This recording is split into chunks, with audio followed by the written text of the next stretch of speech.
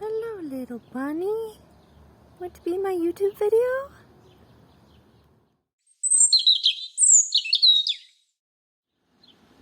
Hello everyone, welcome back to another video. My name's Anna if you're new here, and I am branching out with topics I want to cover on this channel. I'm not departing completely from the history, writing, and folklore aspect that I originally had in mind for this channel, but I am a three-dimensional human with multifaceted interests, so I am expanding and seeing what works and what I like. And this is a topic that's really true to my heart, so it felt right to make a video about it. Because I've seen this topic kind of touched on in different ways, in different aspects, but not exactly what I'm going to go into. And we're going to go into how to shop for high quality clothing. Specifically women's clothing, because I am a woman and that's what I'm familiar with shopping for. So let's get into it. I specifically did not use the word sustainable in the title of this video because that is a tricky term. And it's kind of hard to know what people mean when they use it. Sustainable to me means that every single step in the supply chain is accounted for ethically, financially, legally, all of that. And oftentimes that is hard to know, especially if you can't deep dive into an about section on a website or whatever. For example, sellers on Etsy, where I do buy a fair amount of my clothes, how do you know? I mean, even if the garment is made in America or Germany or Italy or wherever, where there are laws in place to protect laborers, how do you know? Where are they getting their fabric? Where are they getting their thread? You can't know those things, really. I mean, you could ask, but so that's hard to know. So our sellers on Etsy, our creators, seamstresses on Etsy, are they sustainable? In the truest sense, I don't think so. But they are high quality. Often they are high quality in my experience anyway. So I think shopping sustainably is great. And I do try to stick to brands that are very transparent about those things, about their supply chains, about the fact that they care about the planet, about the people that are making the clothes, about the whole process. So I think slow fashion encompasses more than just the sustainable box. Slow fashion and high quality clothing encompasses more than just like the cookie cutter, what is sustainable. I'm not trying to demonize sustainable clothing or sustainable practices or anything like that. I'm just trying to expand the bubble a little bit, because sometimes you can't afford to shop exclusively from a sustainable brand, or maybe you just don't like the clothes. Like, that's a thing. You've got your kind of basics like Everlane or Amour Vert, or I can't think of others right now because those aren't really my style. But yeah, I think it's a little easier to try to learn how to buy clothes that are high quality versus scouring the internet for a list of sustainable brands that you may or may not like. So with that disclaimer, I guess, in mind, let's continue. There are a lot of ways that one can approach this whole idea of shopping for high quality clothes, and there are many reasons why someone would click on a video with this title, but I'm going to go through my process, my approach, and why I shop this way. Primarily, it's because I shop exclusively, I want to make sure I'm not lying, I shop pretty exclusively online. So it has become imperative for me to pay attention to details that make sure that I don't have buyer's regret. And I rarely do anymore, because I have honed this skill of knowing what to look for without even seeing the garment in person. So that's why I wanted to kind of share this information with other people that are maybe exploring their personal style, or they kind of know what they want to end up at, their end goal, but they don't know how to get there quite. So there are a lot of videos about how to find your personal style. I find those somewhat helpful. Most people recommend Pinterest boards. I have had Pinterest boards. I don't really use them anymore because I feel really comfortable in my style. I don't feel like I need visual representation of what other people are doing because I know what I'm doing now. And it's taken a long time to get there, but that can be a great tool.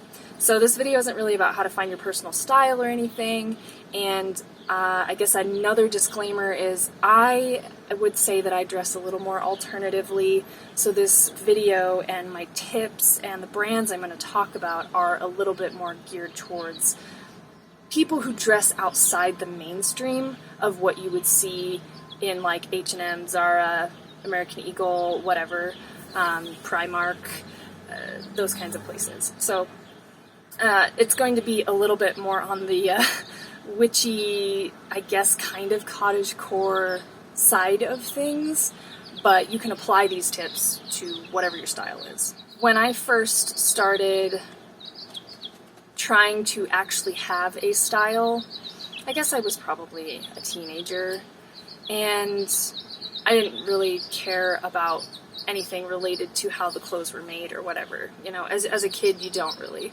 And that translated into my early 20s. I shopped mainly at H&M. There's a very loud birdie.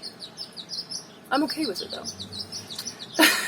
I shopped primarily at like H&M and American Eagle when I was in my early 20s. And that worked for a while. My style was very like jeans and a t-shirt and boots and maybe a flannel in the fall and winter. You know, I didn't have a very creative style. It was very simple, minimal, whatever. And there are also bugs around, which is super great. So just so you guys know, I'm risking being eaten alive by flying vampires to make this video. Just think of me when you're sitting inside in your air conditioning. Anyway, so I did that for the better part of a decade. It was shopping in person, trying to find things that fit, hating going into the dressing room. I'm sure that like every woman has experienced this, and men too, going into a fitting room and you're like, God, why does nothing fit me? Why do I look terrible and everything? La-di-da. It took me a while to realize that there was this image I had in my head of how I wanted to present myself to the world, and I just did not know how to get there. So I don't want to go on too long of a tangent with this, but eventually I realized that I am being eaten by bugs. So not to go into too long of a tangent here, because I don't want to give you all my whole fashion history, but one of the crucial things that changed everything for me was realizing that I really hate pants. Like trousers, jeans, I hate pants. And that was eye-opening for me. I was like, why am I doing this? Because society, because my family, because everyone kind of ingrains it into you that you have to dress like this. Like this is their idea of this is how you dress. I mean, you look around at many cultures in the West anyway, and the primary thing that everyone's wearing are jeans. And I don't like jeans. They make me feel fat. They squeeze me, and I feel like I look like a sausage in a casing. Like, so learning that was immensely eye-opening. So then I just stopped shopping for those kinds of garments. And I started curating, okay, what do I feel comfortable in? A, what do I feel beautiful in? B, those were the two primary things. Like, I want to feel confident and beautiful and comfortable every day. I don't care if there's an occasion. You ever have that moment where you wear a slightly nicer outfit and people are like, oh, what's the occasion? And you're like, there isn't one. I'm just awesome. So yeah, that was kind of the pivotal moment for me. And then I just started being like, well, I can't find the clothes that I like in person, in stores, and also I don't enjoy that experience of shopping in a store. So I turned to online shopping, and I had lots of trial and error before I learned what to look out for, which is where we're going next. Also, little side note, I do care about the human rights aspect of sustainable shopping and slow fashion and also the planet and everything, but there have been like an exhausting number of videos on those topics that if you care to learn about slow fashion versus fast fashion, you can definitely find those resources on YouTube or elsewhere. I highly recommend the documentary The True Cost. And actually, I wrote a research paper about slow fashion and the damaging structures within fast fashion, so I might make that into a video essay later on if you're curious about learning more about that. Now we come to what to look out for when you're shopping, online or in person. If you're in person because your style can be readily found in a store, then awesome. You have an advantage where you can actually touch the garment beforehand. My first tip then is a little trickier in store versus online. It's easier to see online. And that is, look at the size of the collection. Just take a wide scope and look at the sheer number of options that the brand offers. And that usually gives you a pretty good idea of whether or not they're sustainable, but whether or not it's actually high quality that's worth your money. So when I think of brands that they are sustainable, that have smaller collections, I think of Her Own Kind, Nuit clothing Atelier, and Voriagh. Those are like some of my favorite brands, and I'll use them throughout the video as examples of what I'm talking about. But they're, especially of Her Own Kind, they have a very small collection. They only sell dresses, pretty much, and it's not very many, and things sell out they can sell out rather quickly, and it's not a guarantee that it's going to be restocked right away or anything. So the size of that collection is very small versus another brand I will probably be using throughout the video, but something like Christy Dawn. I know that is a very popular brand, especially for like bohemian and cottagecore leaning folks. I was looking at their website the other day thinking like, oh, I've never tried this brand, maybe I should, and that was a huge red flag for me, was the size of their collection. It's absolutely massive, akin to Free People. Now, I'm not hating on Free People altogether because I have a dress from Free People in my collection, which I will probably talk about later. But that size of a collection is suspicious if it's actually high quality and sustainable. The size of the collection is a good indication because if it's fast fashion, and if it's fast fashion disguised as slow fashion, they're going to have a really large collection because they have a very large workforce that's able to pump out those garments like nobody's business. Whereas, like with smaller brands, like of Her Own Kind, they don't have a massive workforce at their disposal, which is why it takes them so long to come out with new items, and it's why it takes them so long to create a like fall collection or whatever, which I'm very excited for coming up.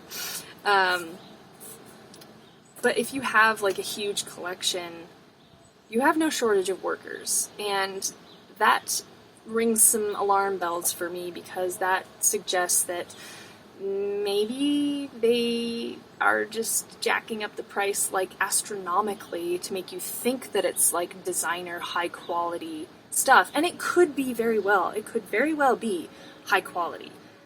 Doesn't mean it's sustainable. So if you care about that, I would not go solely based on the price, but we will talk about price in a second. The second biggest thing that I always look out for are the materials that are used to make the garments. So if I see something online or in person, when I'm shopping in person, I will flip that garment inside out immediately and look at the tag to see what it's made of. And I think learning your materials, learning your fibers is incredibly valuable. As a shopper, it just makes you a smarter shopper, better with your money, like you know where you're putting your money then. So materials are extremely important. When it comes to knit or woven fabrics, that's where it's crucial in my mind to really pay attention to what it is made of. I always scroll to that part where it says materials and care usually, and that's where you'll have like 80% polyester, 10% spandex or whatever. So yeah, keeping an eye on that is so valuable, because I will pretty much wear exclusively linen, that's my favorite, and cotton. Linen is more expensive. I'm not like a fabric aficionado, so I don't know all the reasons why, but from what I understand, linen is a little bit more labor intensive to create, and it's not readily available in all parts of the world. Like, I don't think the flax plant can grow everywhere, which is why a lot of linen comes from the Baltic region. But anyway, so those are, especially if it's like 100% linen or 100% cotton or a blend of linen and cotton, I'm like so for it. Rayon can also be decent. It is like a slightly more processed natural fiber, kind of. Like, I'm not entirely sure what rayon is exactly. I'd love to see the process of creating whatever it is that makes rayon. Like I said, I'm not an expert in this, but I have like felt different garments and purchased different garments that are made of rayon. Some of them are great, some of them are like, you know, so it's kind of hit or miss, but it can be okay. The ones that I pretty much always stay away from, with one major exception, which I'll get into, are polyester and acrylic, because they are plastic, basically. Polyester is probably the most common fiber you will find in a store today, because it is so cheap to manufacture. But if you pay attention to the garments that you have in your wardrobe, and you see which ones are made of natural fibers and which ones are made of synthetic fibers like polyester, you'll notice the polyester doesn't breathe. And I've noticed when I wear polyester garments, I have in the past, I have to wash that garment every single time that I wear it, because it just traps sweat. It's just not nice. It doesn't feel nice on the skin. It feels like it's coating your body. Regardless of whether it's a tight-fitting garment or not, I always feel a little bit suffocated in polyester. My biggest exception to the polyester rule is velvet, because I love velvet. And it is hard to find velvet that's not polyester these days. However, I have some examples. First of all, we have this skirt that I got at Marks & Spencer when I lived in Edinburgh. It is polyester velvet, and it definitely doesn't feel like it's very high quality. However, the seams are great. They are even, there's no loose threads. It's well made, even though it's made from a material that I'm like kind of, you know, it's polyester, so it's not great. Also, it was made in Bangladesh, so I'm not saying we need to pull business from places like Bangladesh, Sri Lanka, and Vietnam, but we do need to account for the labor and pay them fairly, and I just don't know that this person who made this in Bangladesh was paid fairly for it.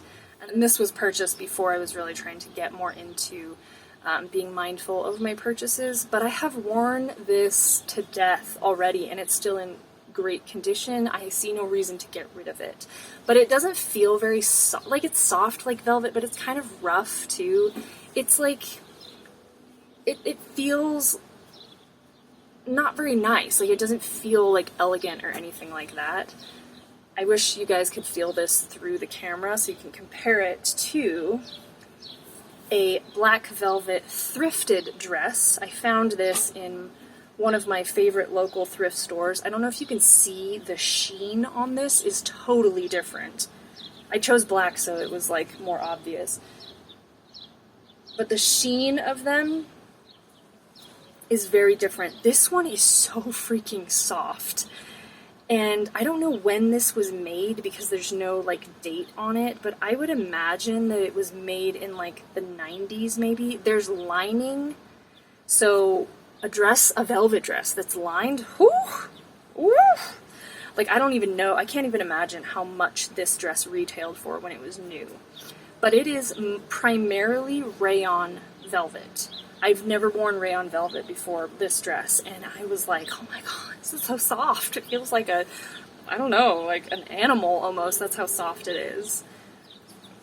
And then my last example for velvets is my Nuit clothing Atelier pastoral dress. This is my dream dress that I had wanted since I was a kid, and I didn't even know it until they came out with this collection last year, and I was like, must have! Anyway, this is cotton velvet, and it is very different from the others in that it's kind of a matte finish. Like, it's kind of a matte finish. It's still very soft, similar to the rayon, and it doesn't have that, like, one way is smooth and one way feels like, you know, that, like, polyester velvet has. And it does have some stretch in it, but, like, oh my god, this dress is amazing. Like, it's amazing. So, not all velvets are the same, and I do try to get velvet that is not made of polyester. However, sometimes it cannot be avoided, and I love velvet because that's almost exclusively what I wear in the winter, because it's warm. And that's the upside of the polyester in the winter, is that it does keep me warm. Let's just say that. But yeah, so polyester velvet is my one exception to the polyester rule. To wrap up the materials section of this, you can wear whatever you want. If you like polyester, man, go for it. But I would say you are more likely to find a higher quality garment that's made of a natural fiber versus a synthetic fiber. So, do as you will, but that's my advice. Moving on to the structure of the garment and the lawnmowers in the background. Moving on to structure and marketing. These are things that you can tell right away, so that's helpful at least. With the marketing, what I mean is how do the clothes look on the models? Are the models standing straight so you can really see the structure of the garment? Or are the models doing this number where you can't even tell what the hell the dress looks like or whatever because they're twisting and contorting their bodies all weird? Or worst of all, does it look bad on the model? Because if it looks bad on the model, what chance do we have, you know? So if it doesn't look good on the model, it's probably not a very well-made garment. The silhouette should speak for itself. Now, not every garment has a very structured silhouette. I'm thinking, like, for highly structured stuff that I like would be Voriagh. They are very into their rectangular lines and very geometric looks, while still having an air of, like, earthiness and natural energy, I guess. But so not everything has a super structured look, but it should have a structure. I don't think you usually see these massively oversized, shapeless garments that are high quality. Because even brands like Turn Black is a really cool brand that I have purchased from recently, like within the last month or so, and even though their garments aren't like super cinched in at the waist or anything like that, it's not as like westernized in terms of the silhouette, there still is a silhouette. It is still very structured. And the clothes speak for themselves. The models are often just standing there like normal people, and the clothes are like, yeah, they look good. I bought one of their dresses where the model was doing a little bit of this, and so when the dress arrived, it was slightly different from what I was expecting, but with my minor sewing skills, I was able to alter it just enough so that I like it now better than I did. But yeah, looking at the marketing, the way that it's marketed to you, is it in good light? For example, calling out Breath of Youth here, which we'll talk about them a little bit later, but Breath of Youth, if you're not familiar with this website, is one of those boutiques that we'll get into later. But every single picture on their website is has some kind of filter on it that makes it an extremely warm tone so that everything looks cohesive and really pretty, but you cannot tell what color those garments are because they're all tinged with the same tone. So you can't tell what you're buying. That's sketchy. I won't know. I don't even mess with brands that do that kind of thing, where you can't even see what it looks like because everything is colored weird or the lighting isn't good. If they're always like outside in some kind of dusty locale, bright sunlight, whatever, how does that actually look? Because direct sunlight makes clothes look completely different from how they actually look. Because how often are you standing in direct sunlight for the entire life of the garment that you're going to wear? Probably not that often. So those are things I look for. If you like that little like slightly oversized look or like not as fitted or tailored, you can still get that look without sacrificing quality. Like, you should still be looking for a structure, because even if you look at like some Scandinavian brands where it's very like free-flowing or almost androgynous, but like it's not super tailored to the female form, it still has a silhouette. It still has a structure. And that's what I look for. This tip is a little bit more nuanced, so you just kind of have to get what I mean by the pictures on the screen for examples. But I would just pay attention to that kind of thing. Like, if the model has to twist and contort and everything for it to look interesting, it might not be very well made. And if they were just standing straight, it might show that it's not very well made or it's not very interesting. Which brings me to the final thing that I think everybody should look out for, which is also kind of a fiddly term, but uniqueness and price. Those two things kind of go together for me. And what I mean by uniqueness is, for me anyway, when I'm considering whether or not to buy a piece and I'm looking at the price and I'm thinking, okay, is that really worth that price? And I'm looking at it thinking, have I seen this thing everywhere before? And if so, why is it $300? Hello, Christy Dawn. The silhouettes on Christy Dawn's website can be found in literally every fast fashion trendy store. H&M, Zara, Primark, like, those are the ones I can think of off the top of my head. But the silhouettes are not unique. The prints are not unique. There's nothing interesting about what's happening in those clothes.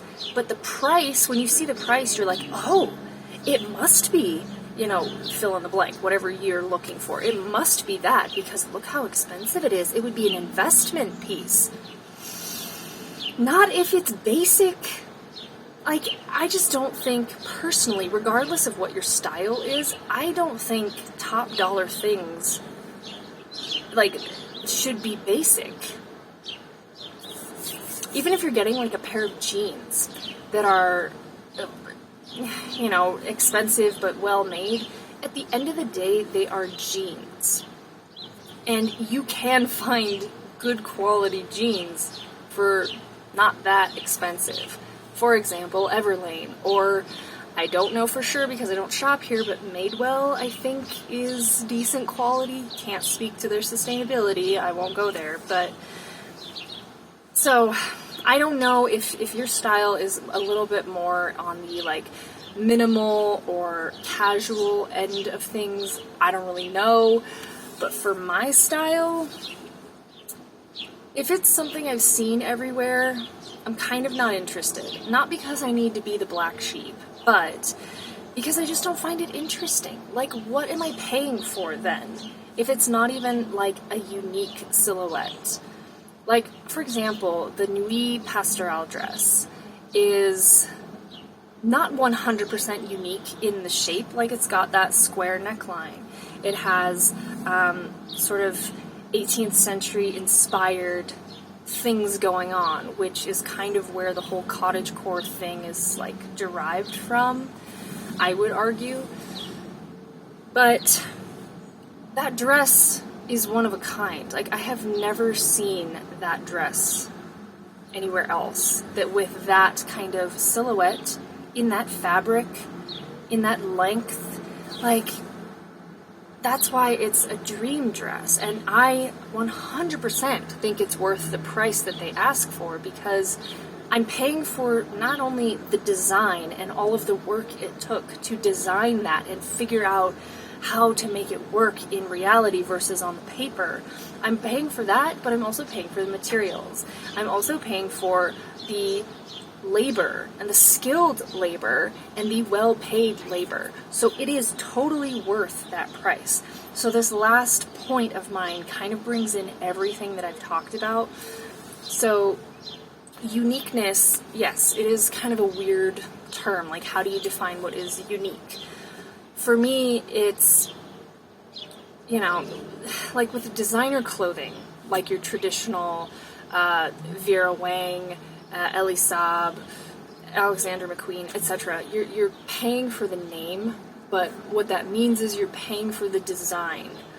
Or like Rick Owens. Everyone goes crazy about Rick Owens because the designs are so, like, specific to that designer. Like, you're paying for that, but you're also paying for, like, it doesn't look like what everyone else is wearing.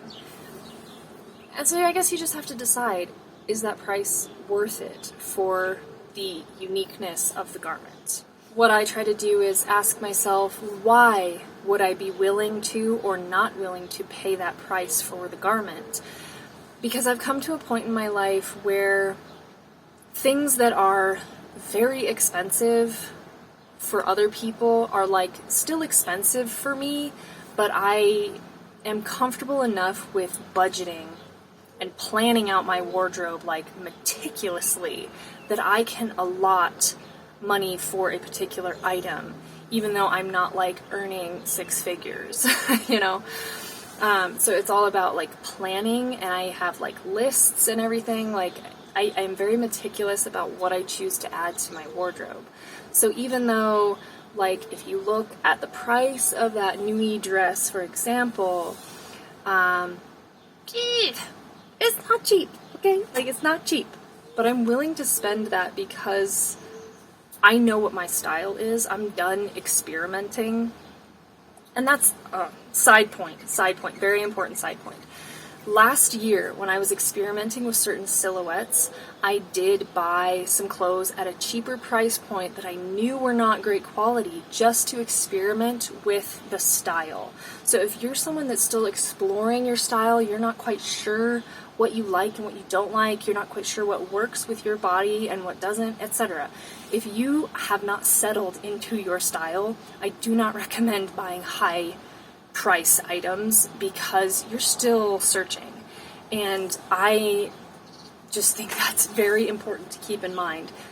This tip in terms of, like, the price and the uniqueness and all of that, I would say only do this if you are settled in your style. And you can allot for whatever, you know, you can budget. Some people, some women, they, like, save a whole, like, budget for a designer bag that costs like $1,000 or something. My jam is more like shoes and dresses, so I allot certain amounts for that. But I also wait until it's something that I know for sure that I will get a lot of wear out of that, because I know what I like and I'm confident in that. So just have to ask yourself some questions as you're buying things online or in person. And one thing I have also learned about myself that maybe other people can relate to is that if I'm going to spend a high dollar amount on a garment, it's probably going to be black or a neutral, because I have been wearing black since I was 12, like primarily black since I was 12. And I am 30 now. So, given that history, I am likely to wear predominantly black for the rest of my life. So I feel very confident that I can buy a $300 black dress in a style that I absolutely love, and I know that I'm going to wear that thing to death. This video is going to be a lot longer than I intended, but I guess I have a lot to say. Like I said, it's close to my heart. So I'm going to try to go a little bit quicker through some of my bad experiences and what kind of exemplifies all of these tips and things to look out for that I just mentioned. So let's start with some of the boutiques, capital B, the boutiques. So I'm talking about Breath of Youth. I'm talking about Adored Vintage. I'm talking about Amantine Boutique, and I'm talking about Boutique 1861. And anything else that's remotely similar to them. Because I noticed when I was shopping on all of their websites, there were some dresses that were exactly the same across the websites at slightly different price points. Not all four of those brands, those boutiques had the exact same dress, but there would be, Adored Vintage had one that Boutique 1861 had, and Breath of Youth had one that Adored Vintage had, and like all these different connections. I'm like, it's the exact same dress. So that means A, they're sourcing them from external sources, which they don't like try to hide or anything. But what these brands, these boutiques are doing is very clever, and it works, unfortunately, because they are basically H&M, but they have a really pretty website, and it's such a perfect aesthetic, which is the word that, the Gen Zers really love, is aesthetic. They're just obsessed with the aesthetic. So these brands, these boutiques know that, and they create this really lovely, aesthetically pleasing website and makes it look like everything is perfectly curated. And like Adored Vintage kind of hides behind the fact that they have actual vintage clothes. That's great, buy vintage when you can. But the thing that gets me, I'm not just trying to throw these boutiques under the bus for no reason. The thing that gets me is like the price. The price for the quality is atrocious. I bought a dress, the first dress that I'm going to showcase. I bought this really pretty blue dress from Adored Vintage a few months ago. I want to say in like April or so. It was $70. And this dress is horrible quality. Like it is, I can't believe that they sold me this dress for $70. It's made of rayon, which, like I said, I'm not mad at rayon as a rule, but this is very thin rayon. There is no lining to the dress. As you can see in the clip, it does not have pockets, which I'm like, we are in the year 2022. Every single dress and skirt should have pockets. Most of mine do. Some of mine still don't, and one of the purchases I want to make probably later this year or early next year is an obi belt that has pockets on it. It just looks interesting, it's cool. And the biggest issue with this dress, not only, as you can see in the clip, it clings to me, and fortunately it clings to me in a somewhat flattering way, but it's a little bit more friendly than I would like. And what really bugs me about this dress is the structure of the upper part, like the bodice and the shoulders. If you look at the shoulders, it slips off my shoulder if I were to just like move, or if I weren't sitting like perfectly straight with my, it falls off. Like what?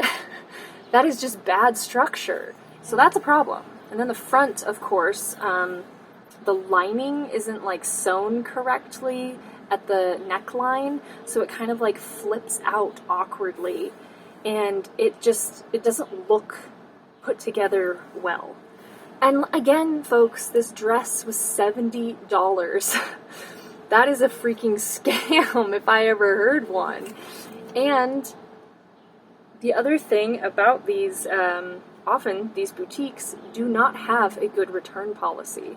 I guess that should have been another tip, but check the return policy before you buy anything online. Because if they have a return policy where you do not get a refund, you only get store credit, stay away. Stay away from any store online that does not offer you your money back.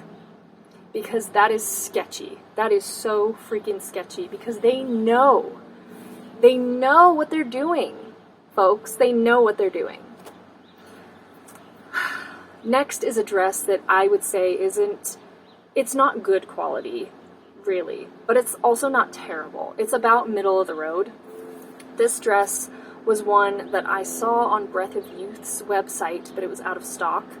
And this was last year when I was experimenting with silhouettes and styles and stuff. So I knew that it wasn't going to be like super high quality, but I was just testing out. I was testing out the color and the silhouette.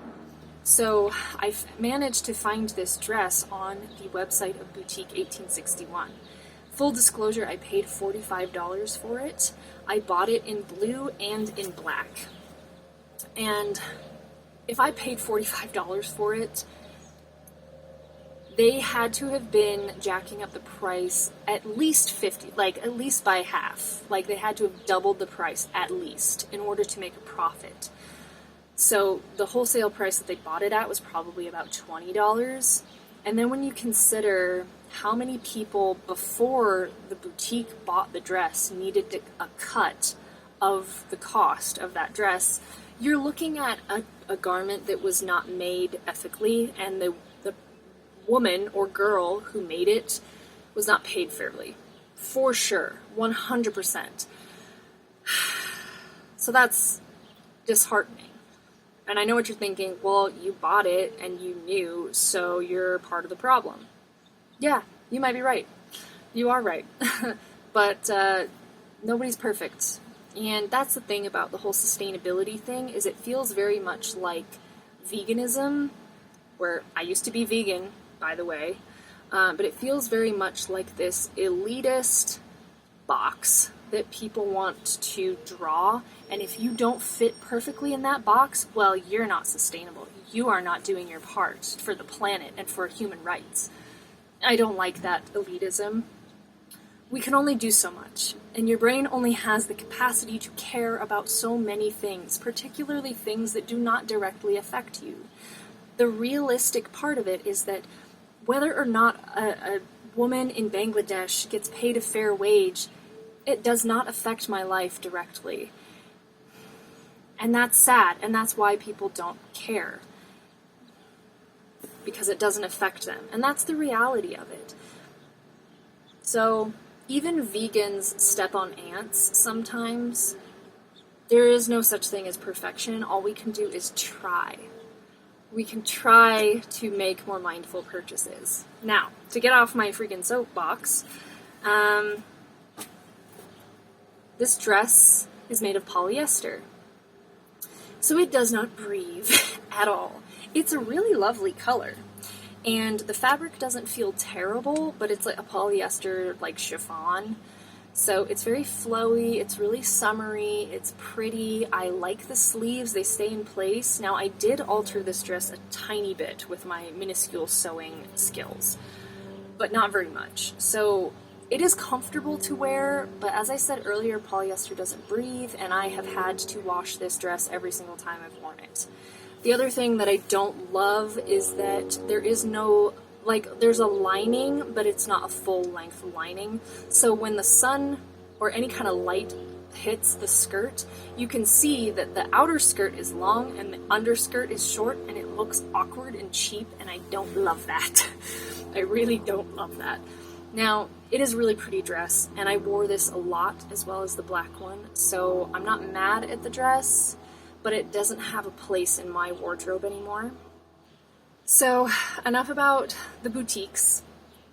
I would just say, be aware that they are never going to be as good a quality as you want. If you're okay with that, then fine, but at the same time, if you like those silhouettes and you like those dresses and you don't care about like sustainability or like whether or not it's made of polyester, why would you want to pay that much for a dress that isn't worth it? You know, like they're not worth it in the long run. And there might be certain ones that are better than others, but why risk it? You know, like $70 is a lot to spend on a dress that I never wore because I can't wear it because it will fall off of me. And I can't return it because I'm not shopping from Adored Vintage again, because what a terrible experience. and they won't offer me a refund. They only offer store credit. So I don't want store credit because I don't want to shop from them anymore. So I'm stuck with this dress and I'm out $70. Don't be like me. Don't make the mistake I made. Moving on to my good experiences, as you can guess, some of the brands I already mentioned. Voriagh was like my first love when it came to trying to find sustainable, witchy, earthy, I don't even know, like alternative, but like in a almost pagan way. Like, I don't know. Their clothes are just kind of magical because they're unlike anything that's on the market. They have their very specific look and feel that they go for, and I made my first purchase with them last year. I bought the Alma dress. It fits great. When it arrived, the zipper was broken. And when I reached out to them, they were like, instead of sending it back to us for a replacement, why don't we offer you this amount of money so you can take it to a local tailor to get this replaced? And I did that, and it's great, and I'm like, oh, excellent customer service, excellent customer service. And also, I love that dress. I wore the crap out of that dress last year and this year, and it's great. A couple of months ago, whenever it was that they came out with their spring collection, 2022, I bought this Oksana dress in moss green from them, and it is such a well-made dress. It is like this thick cotton, I don't even know what they call it, but it feels really durable. Like, this dress will last forever. And the embroidery is stunning on it. There's pockets, obviously.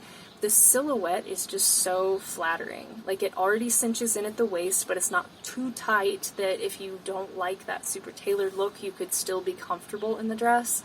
There's a slight bit of give.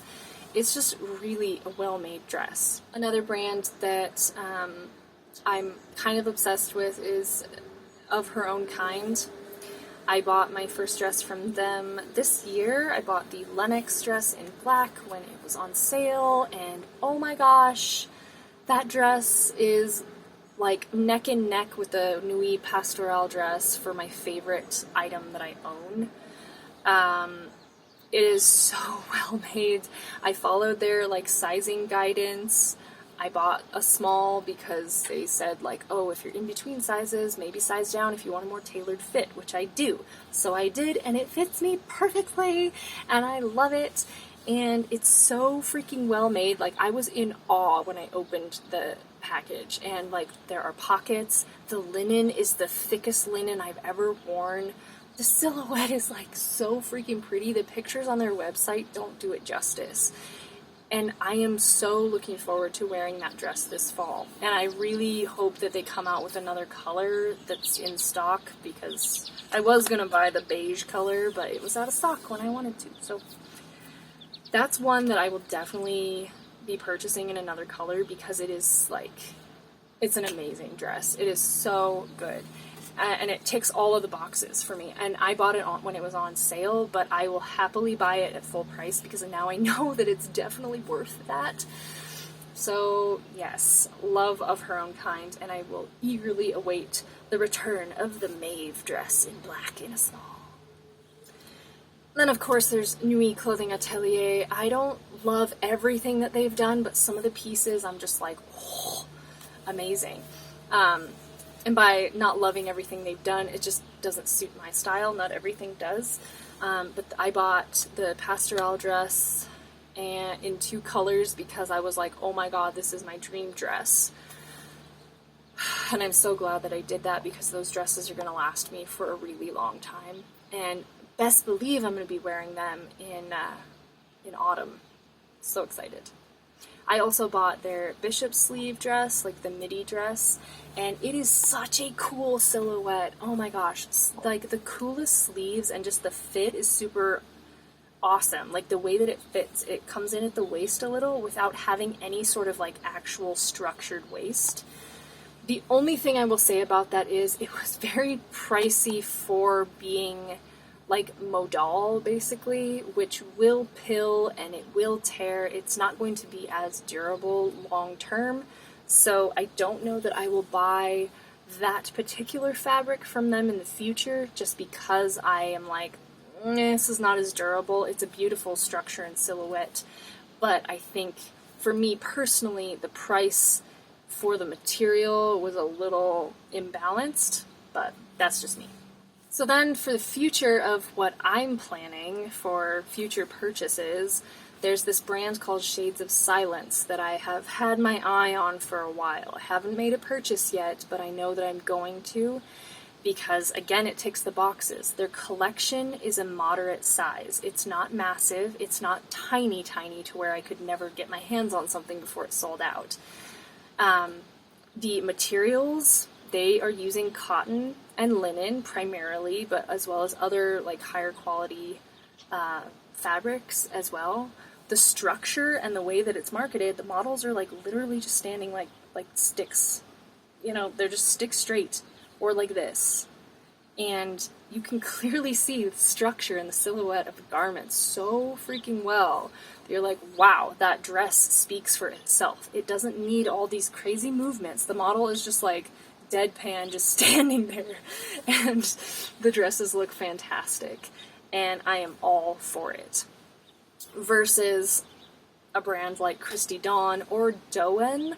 I was going to buy something from Doen, and then I started realizing, that's pretty expensive for a dress that looks just like one I saw on this other website.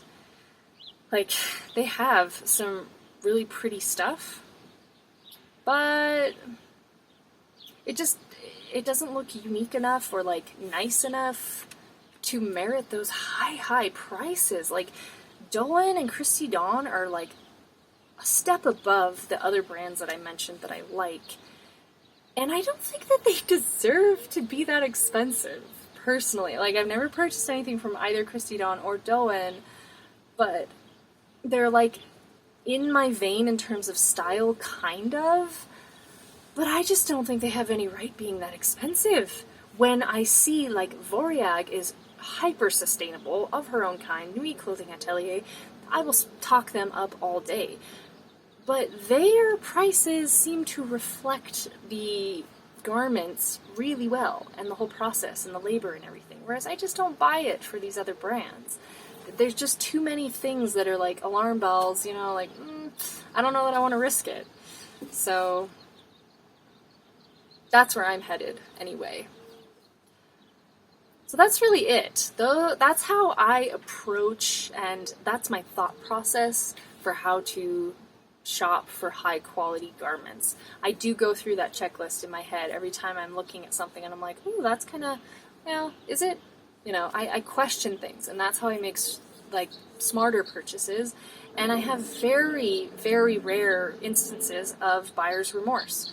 So hopefully these tips helped you so that you can go into your shopping more effectively and get things that you really love, that are high quality, that are going to last, and that were actually worth the money. That's my hope, anyway. That's why I'm imparting my little bit of wisdom to all of you. So thank you for watching. If you made it all the way to the end, I am going to make more videos kind of in the vein of other things that I like to do. I've got, like I said, I think I'm going to do that video essay about sustainable fashion. If you're interested in this topic, stay tuned for that. I don't know when exactly that's coming. I'm also going to do another video about like all the best like DIY skills I've learned. So that's coming up. And then of course we'll get back to like history and things as well. But yeah, I've got some ideas. I don't know what else to say. So until next time.